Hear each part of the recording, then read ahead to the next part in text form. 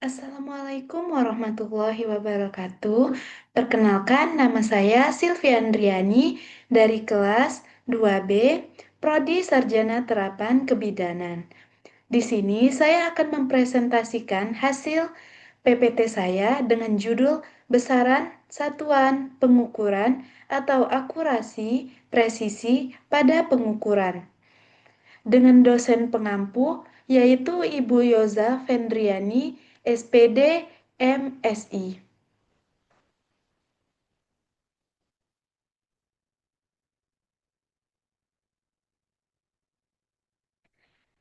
Pengertian besaran satuan pengukuran. Besaran adalah segala sesuatu yang dapat diukur dan dinyatakan dengan nilai, sedangkan satuan adalah pembanding untuk mengukur besaran tersebut. Pengukuran adalah kegiatan membandingkan suatu besaran dengan besaran lain yang sejenis dan telah ditetapkan sebagai satuan standar dengan tujuan untuk menentukan kuantitas atau mendeskripsikan suatu tingkatan dari objek tersebut. Beberapa alat ukur dalam bidang kesehatan. Yang pertama yaitu ada tensimeter, yang kedua yaitu ada termometer, yang ketiga ada timbangan, yang keempat ada pita lila atau pita ukur, yang kelima yaitu ada stetoskop.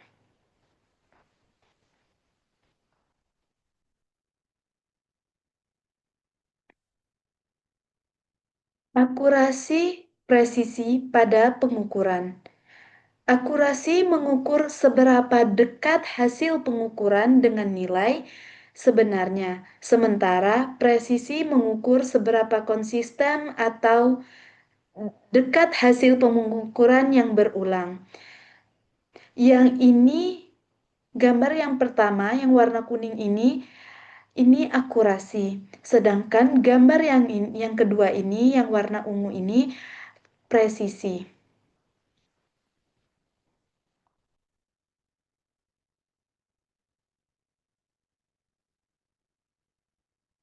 Besaran, satuan, dan pengukuran. Yang pertama yaitu ada besaran, suatu sifat atau karakteristik dari suatu objek yang dapat diukur dan dinyatakan secara kuantitatif. Contohnya adalah panjang, massa, waktu, dan suhu. Yang kedua yaitu satuan, pembanding yang digunakan untuk mengukur suatu besaran agar dapat dinyatakan secara kuantitatif. Contohnya adalah meter untuk panjang, kilogram untuk massa, detik untuk waktu. Yang ketiga yaitu pengukuran. Proses membandingkan suatu besaran dengan satuan standar untuk mendapatkan nilainya.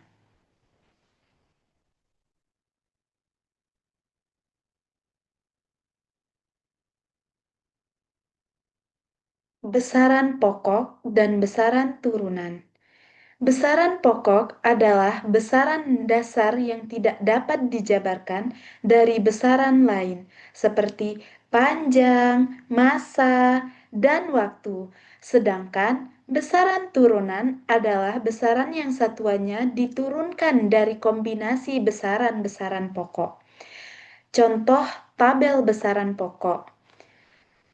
Yang pertama yaitu ada panjang, satuan internasionalnya meter, lambang satuannya M kecil. Yang kedua yaitu ada massa, dengan satuan internasionalnya kilogram, lambang satuannya kg. Yang ketiga waktu, satuan internasionalnya sekon, lambang satuannya S kecil. Yang keempat yaitu suhu. Satuan internasionalnya adalah Kelvin, lambang satuannya K besar. Yang kelima yaitu kuat arus dengan satuan internasional ampere, lambang satuan A besar. Yang keenam, intensitas cahaya dengan satuan internasional kendala, mol, lambang satuannya C besar, D kecil. Dan yang ketujuh yaitu ada jumlah zat. Satuan internasionalnya mol dan lambang satuannya mol. Besaran turunan. Nama besarannya yang pertama yaitu luas. Lambang besar turunan A besar. Lambang satuan M kuadrat. Yang kedua yaitu kecepatan. Lambang besaran turunannya V kecil, lambang satuannya M per S. Yang ketiga yaitu percepatan. Lambang besaran turunannya adalah A, lambang satuannya M per S pangkat 2 atau M per S kuadrat. Yang keempat yaitu gaya. Dengan lambang besaran turunan yaitu P, lambang satuannya N atau kg M per S kuadrat. Dan begitu seterusnya. Akurasi dan presisi pada pengukuran. Yang pertama yaitu akurasi dan presisi pada pengukuran. Akurasi, tingkat kedekatan hasil pengukuran dengan nilai sebenarnya atau nilai yang sebenarnya diterima. Jika hasil pengukuran sangat dekat dengan nilai sebenarnya, maka pengukuran tersebut akurat. Akurasi sering dihubungkan dengan kesalahan pengukuran. Contohnya, sebuah timbangan yang menunjukkan berat suatu benda 10,1 kilogram, padahal berat sebenarnya adalah 10 kilogram. Maka pengukuran ini memiliki akurasi tinggi. Yang kedua yaitu presisi. Tingkat konsistensi atau kesepakatan antara hasil-hasil pengukuran yang dilakukan berulang-ulang dalam kondisi yang sama. Yang pertama, jika hasil pengukuran yang diulang cenderung sama, maka pengukuran tersebut memiliki presisi tinggi. Yang kedua yaitu presisi berhubungan dengan ketidakpastian dalam pengukuran. Semakin kecil ketidakpastian, semakin tinggi presisinya. Yang ketiga yaitu contoh. Sekelompok pengukuran berat suatu benda 9,5 kilogram, 9,6 kilogram, 9,55 gram, kilogram, maka pengukuran ini sangat presisi karena hasilnya saling berdekatan meskipun belum tentu akurat.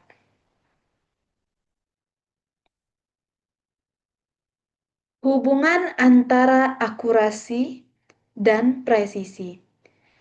Akurat dan presisi, hasil pengukuran sangat dekat dengan nilai sebenarnya dan saling berdekatan satu sama lain, atau seperti target yang titik-titiknya berkerumunan di tengah. Yang kedua yaitu akurat tetapi tidak presisi. Hasil pengukuran berada di sekitar nilai sebenarnya, tetapi tersebar atau seperti target yang di titik-titiknya tersebar di sekitar tengah.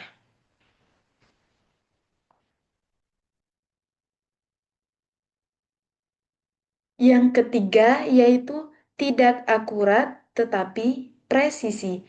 Hasil pengukuran saling berdekatan satu sama lain tetapi jauh dari nilai sebenarnya atau seperti target yang titik-titiknya berkerumun di satu sisi, jauh dari tengah. Yang keempat yaitu tidak akurat dan tidak presisi. Hasil pengukuran tersebar dan jauh dari nilai sebenarnya, seperti target yang titik-titiknya tersebar acak.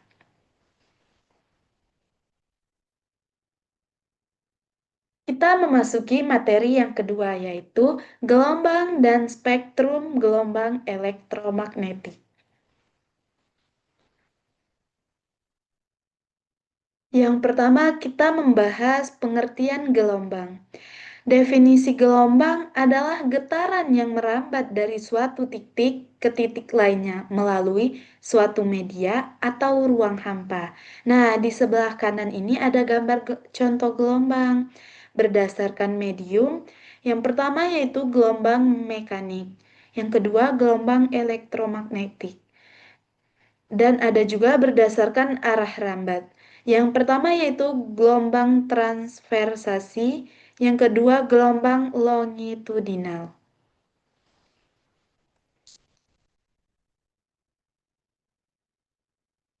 Spektrum gelombang elektromagnetik. Spektrum gelombang elektromagnetik adalah rentang semua jenis radiasi elektromagnetik yang diurutkan berdasarkan panjang gelombang atau frekuensinya, mulai dari gelombang radio atau panjang gelombang terpanjang, frekuensi terkecil, hingga sinar gamma atau panjang gelombang terpendek, frekuensi terbesar. Rentang ini mencakup gelombang radio, gelombang mikro, inframerah, cahaya, tanpa ultraviolet, sinar X, dan sinar gamma.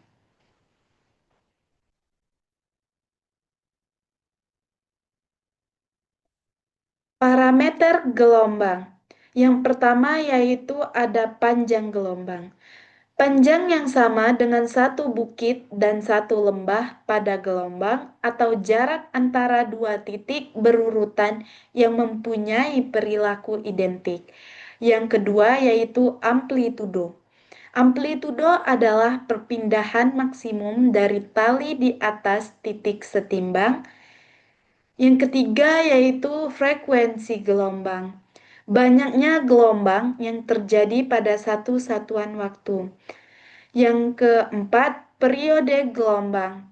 Selang waktu yang diperlukan oleh suatu titik pada tali untuk dilewati oleh satu gelombang. Yang kelima yaitu cepat rambat gelombang. Jarak yang ditempuh oleh gelombang dalam satuan waktu. Jenis-jenis spektrum gelombang elektromagnetik. Jenis-jenis spektrum gelombang elektromagnetik, gelombang radio, memiliki energi, frekuensi, panjang, gelombang terendah. Digunakan untuk siaran radio, televisi, dan komunikasi. Yang kedua yaitu ada gelombang mikro. Frekuensinya lebih tinggi dari gelombang radio. Digunakan dalam oven microwave dan radar. Yang ketiga, inframerah. Dikenal sebagai panas, digunakan dalam pengendali jarak jauh dan termografi.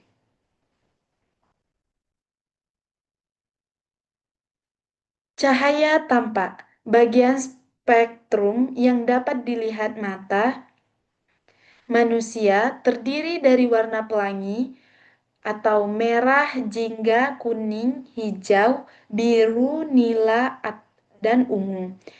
Cahaya tampak adalah hasil dari dispersi cahaya putih melalui prisma. Sinar ultraviolet atau UV lebih energik dari cahaya tampak dapat menyebabkan kulit terbakar dan digunakan untuk sterilisasi. Sinar X energinya sangat tinggi digunakan dalam pencitraan medis karena dapat menembus jaringan lunak tubuh. Sinar gamma merupakan jenis radiasi elektromagnetik dengan energi dan frekuensi tertinggi, serta panjang gelombang terpendek. Sinar gamma dihasilkan dari aktivitas radioaktif dan dapat menembus material padat.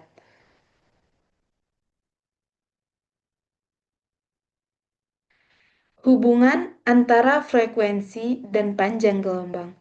Hubungan antara frekuensi dan panjang gelombang. Yang pertama yaitu semakin tinggi frekuensinya, semakin pendek gelombangnya. Yang kedua yaitu semakin rendah frekuensinya, semakin panjang gelombangnya. Ini adalah contoh gambar spektrum elektromagnetik.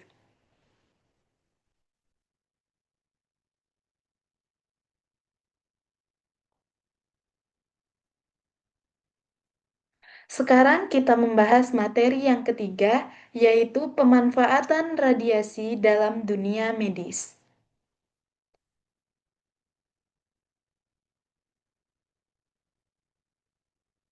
Pemanfaatan radiasi dalam dunia medis.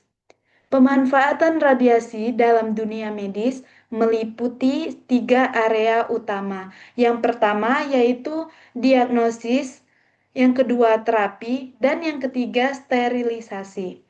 Sinar X digunakan untuk pencitraan, diagnostik seperti ronsen dan CT scan. Radioterapi menggunakan radiasi berenergi tinggi untuk menghancurkan sel kanker. Dan radiasi gamma digunakan untuk mensterilisasikan peralatan medis. Radiasi sinar X. Radiasi sinar X adalah bentuk radiasi elektromagnetik berenergi tinggi yang digunakan untuk menciptakan gambar bagian dalam tubuh dengan menembus jaringan.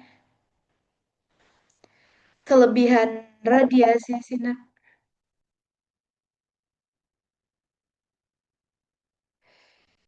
Eh,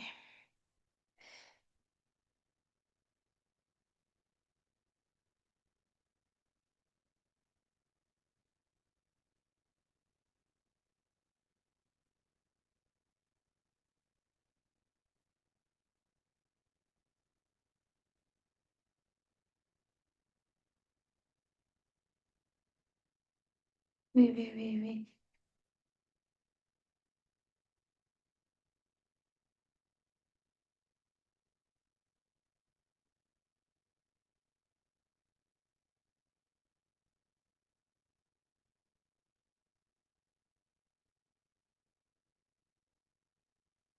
Radiasi sinar X.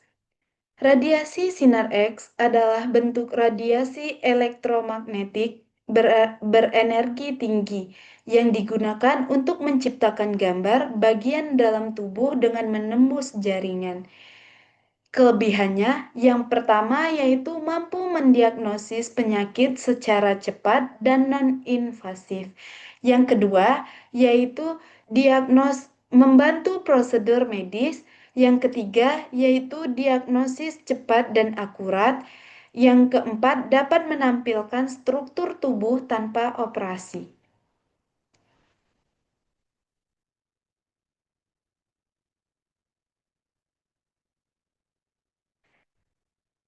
Yang pertama yaitu radiografi atau ronsen sebagai alat diagnostik untuk membantu dokter mendeteksi berbagai masalah kesehatan seperti patah tulang, infeksi paru-paru, atau misal pneumonia atau TBC, tumor, serta masalah pada gigi dan tulang belakang.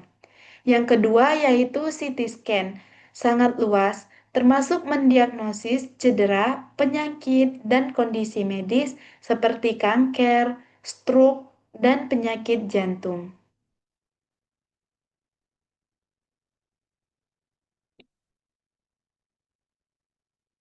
Yang ketiga yaitu MRI, mendeteksi berbagai kondisi penyakit dengan menghasilkan gambar organ dan jaringan tubuh yang sangat detail tanpa menggunakan radiasi sinar X. Yang keempat yaitu kedokteran nuklir. Kedokteran nuklir menargetkan sel kanker dengan lebih sedikit kerusakan pada sel sehat. Yang kelima yaitu radioterapi untuk membunuh sel kanker dan mengecilkan tumor baik sebagai pengobatan utama maupun pendukung. Penggunaan radiasi dalam dunia medis. Contoh penggunaan radiasi dalam bidang medis meliputi penggunaan diagnostik sinar X, MRI, dan perangkat ultrasonografi, serta radioterapi, kedokteran nuklir, dan perawatan laser. Kami berupaya keras untuk memastikan perlindungan radiasi yang efektif bagi pasien, pekerja, dan masyarakat umum.